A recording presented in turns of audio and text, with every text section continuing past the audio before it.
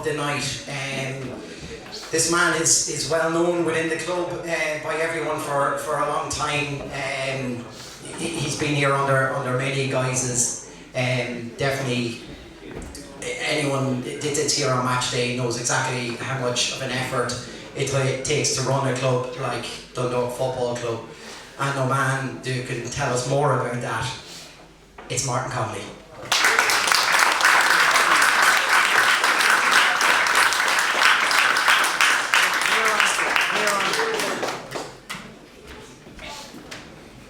I can't think of any questions. So, Martin. Hello. Busy week? No, quiet. Very quiet. Look, if I don't ask it, there's a big elephant in that room now, yeah.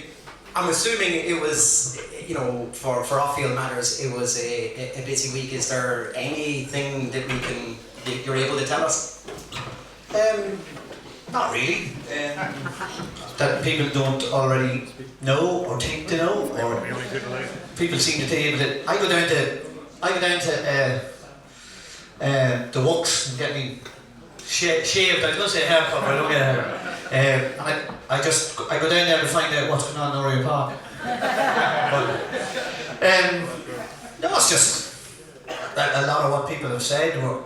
There's a lot of conversations going on, a lot of discussions, and I really have to tread carefully here, because if I say we hope that something's going to be done soon, then we're ridiculed for telling you the truth, and people will tell you, well, they're not telling us the truth.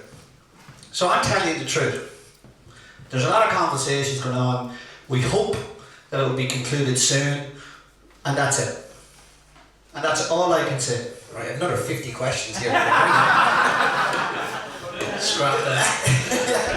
So, Martin, I suppose let's tell the story of this ownership and where we are. From your feeling, do you believe that the current ownership can take us as far as we can without further investment? Well, you know, there's one of them over there, and I don't think they've hid behind the fact that they're looking for investment for a long time. I think that for anybody that looks at what's going on within the League of Ireland, I think they'd agree that, if we can't provide the investment, that we need to look for outside investment. And I don't think anybody has made a secret of that in a long time. So I don't see where all the panic comes from, or the over the top comments sometimes about, oh, it's investment. I think if anybody watches League of Ireland, I think, apart from Bohemians and Sligo, I don't know if that model is going to be a wide-scale model in the League of Ireland. I don't, and that's my opinion. Which I think I'm entitled to. Absolutely. Yeah. Like you said, it's a changing landscape within the League of Ireland at the moment.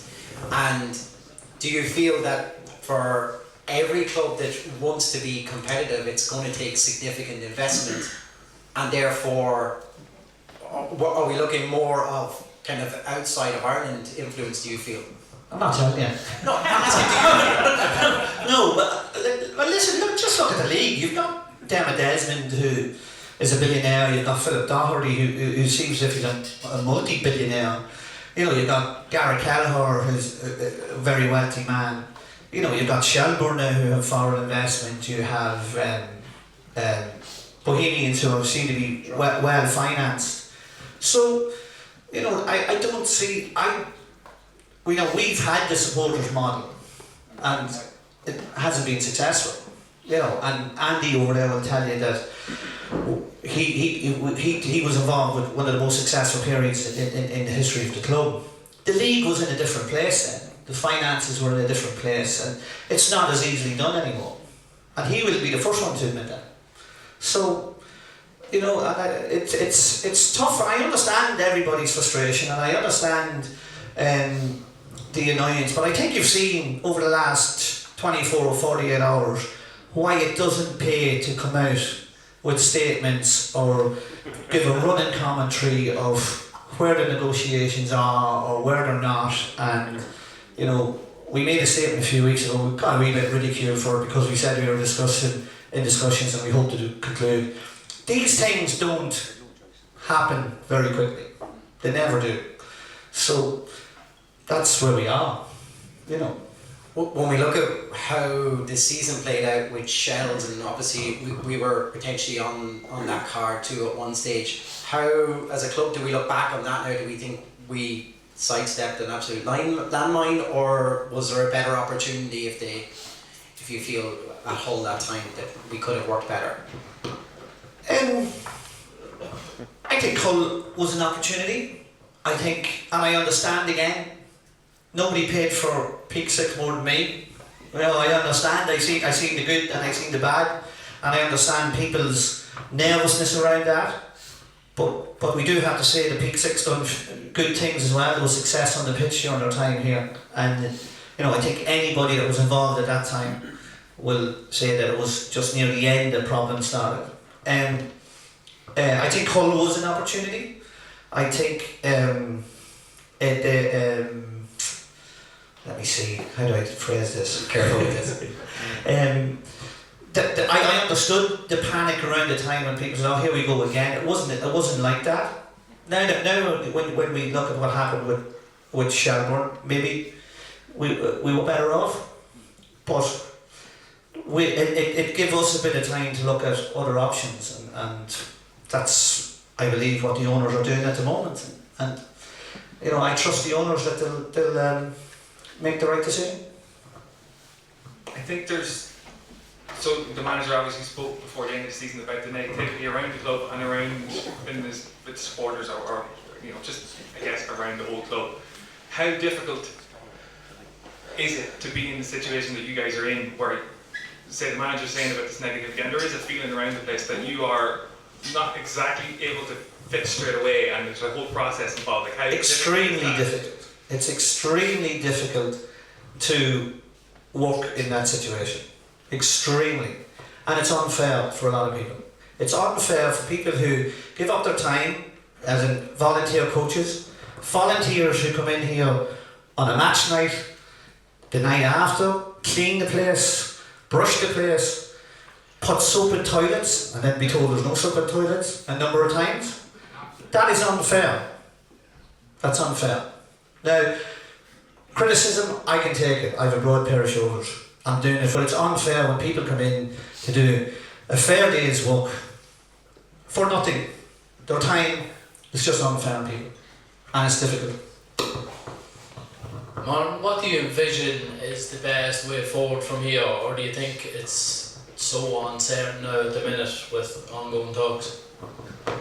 Well, I think it's uncertain, but uncertainty will end. It will end. And I think then we can all look forward, and we can all hopefully look forward to a brighter future, you know, with less negativity. We have to. We can't continue like this. We just can't.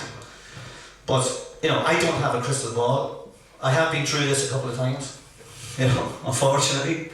But I do hope that when it does happen, and it will, that we can all come together and do what's right for the club. But I do believe that the people who are involved in the conversations at the moment are doing what they believe is right for the football club. Yeah, I do.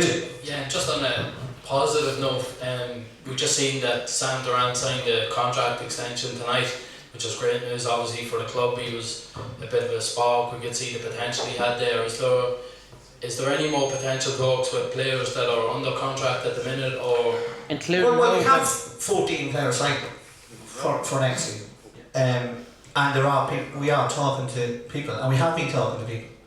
So I do believe that there is positive signs, and I am hopeful that we will be competitive next season, and that's where I see us going. And what about Pat Hoban? What about Pat Hoban? Will he be here next year? Well, I'm not going to comment on that at the moment, but we will comment on it. But, you know, we will comment on it in time. I suppose the fear that most fans always have is when these investment or takeover talks, whatever they are, go on, that as an infrastructure, and I know you're dealing with the day-to-day business here, and that's something that can frustrate you at times. Is there anything that we can do? I know we've set up the committee this year now to look into facilities and pushing that on and seeking grants. Is that something we want to do as a club all the time, barring whoever the investment is? Absolutely, yeah, I agree. I think that to expect any owner, and I've heard this discussed before many times, I think for any owner to come in and finance a well-financed first team, an academy set up, community set up, and on top of that build a stadium is to ask a lot. And we have set up a committee to look at infrastructures. We're hoping that we are in the process of setting up a committee that will look into fundraising ideas and grant ideas. And I believe that whoever is the owner, that should be a priority, yeah. Because you put out as part of that statement, I think the floodlights and the pitches, are we down to maybe a last season, do you feel, on that? Not necessarily, no. It's all part of the FEI infrastructure plan as well, that every club is looking at that. But let's be honest, the lights are there since 1967. They're probably one of the only League of Ireland lights that they're not LED bulbs. It's really difficult now to get them replaced, and really expensive. And they are struggling to meet the standard that is expected. So they are probably a priority, followed by the pitch. Yeah.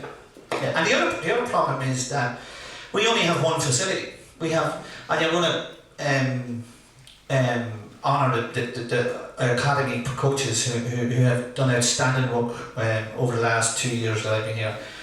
And but until we look at furthering our facilities, and maybe another pitch somewhere or another facility somewhere, we are really going to struggle.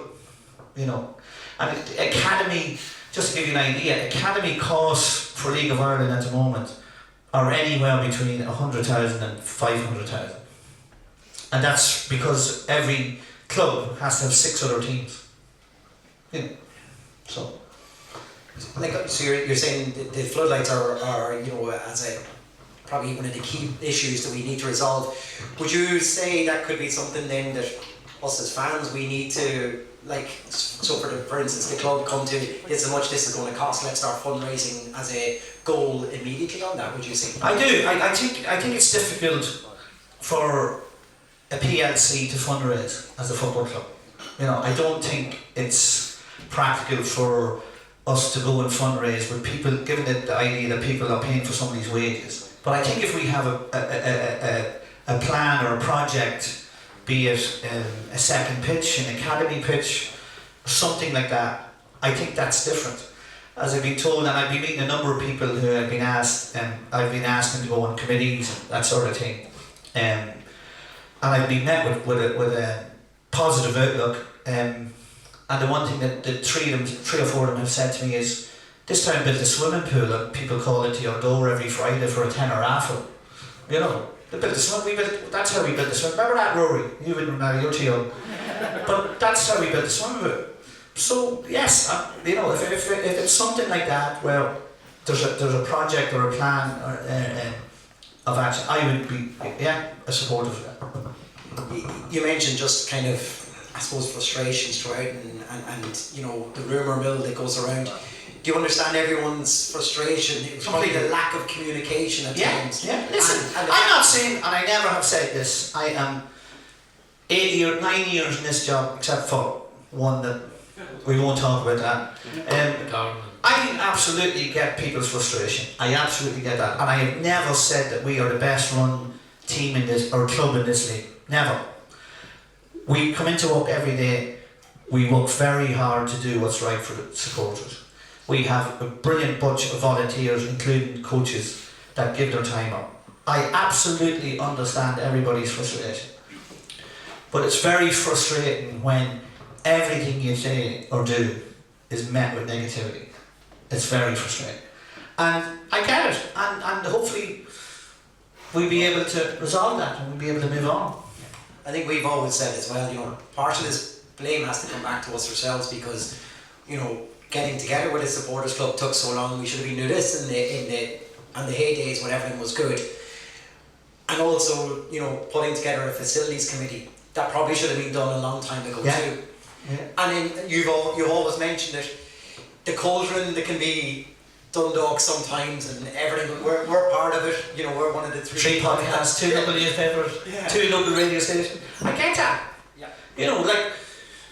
We were in discussion with, and an example of it I think was the contrast between Hull City, right? And we see what happened with Hull City with Dundalk. Hull City went into Shelbourne, and then within 6 months they're out of Shelbourne. I don't think there was a headline or a story after the first day of it. But yet, when the Hull was supposed to be coming in here, it must have gone on for 3 weeks. And listen, once you're involved with the football club, you have to accept some of that. I get it. I think so. I was told this was 5 minutes. But you won't let me ask the 50 questions. You've asked 50 questions. So just the manager was here earlier on. He was talking about trying to get everybody back behind the club and get everybody with the sort of siege mentality that he's talking about. How do we go about recreating that sort of atmosphere? What should we attempt to do now? Well, I think we need to be better. We do. We need to communicate, and hopefully when things are resolved, we will have a number of really good projects in mind and really good announcements to make, and we can take it from there. And I do hope that when that happens, that everybody can row in behind one another, and we bring the club forward together. Steph's actually not going to tell you anymore. What's that? No, we asked him 50 questions, so he's alright. Okay, Martin, look, you've been really good with your time, and I just think it's important that we do ask the question too. I know you can't answer everything, and it's a sensitive time for the club and stuff like that as well. So we do appreciate you coming out and answering what you can answer. No problem. At least. Anytime. So Dundalk FC CEO Martin Connolly, thanks.